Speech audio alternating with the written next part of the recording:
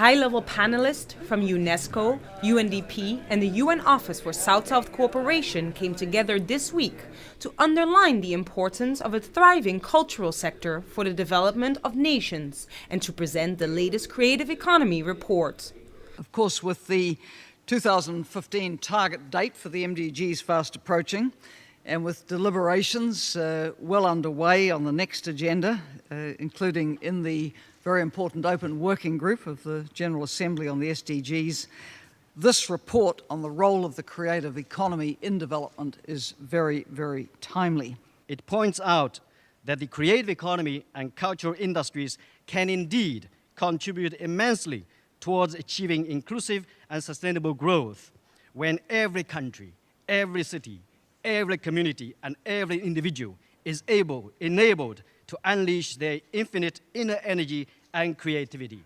The creative economy, or income generated through cultural and innovative industries, is one of the most rapidly growing sectors of the world. The 2013 report focuses on widening local development pathways and the power of local policymakers to unlock the potential contribution of the creative economy to development.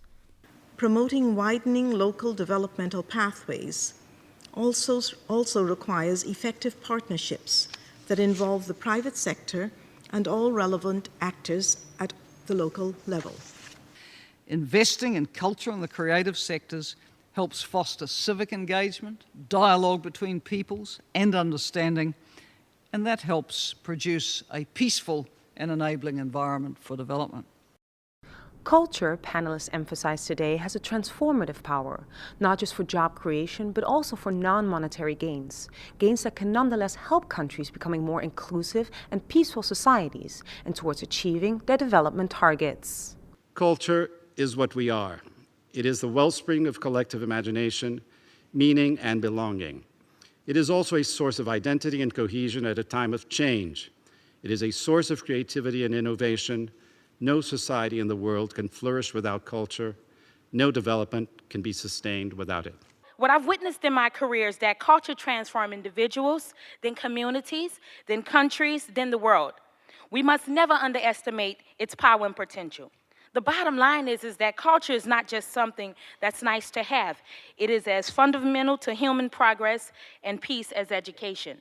Figures published by the UN Conference on Trade and Development showed that world trade of creative goods and services totaled over $624 billion in 2011, much of which was generated in developing countries.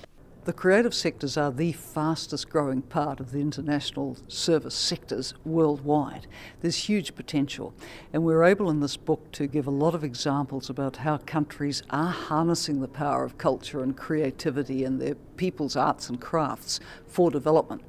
It can be very inclusive by reaching out to communities who have this intangible cultural heritage and supporting them to produce their goods so that it is marketable and lifts the family income.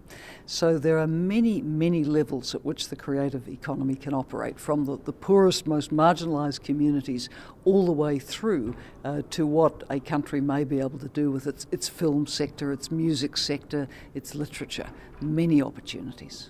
By focusing on subnational economies, the 2013 Creative Economy Report provides stakeholders with a clear example of how their creative industries can generate income and social benefits in local communities, cities and regions, and propel their countries forward to an inclusive future.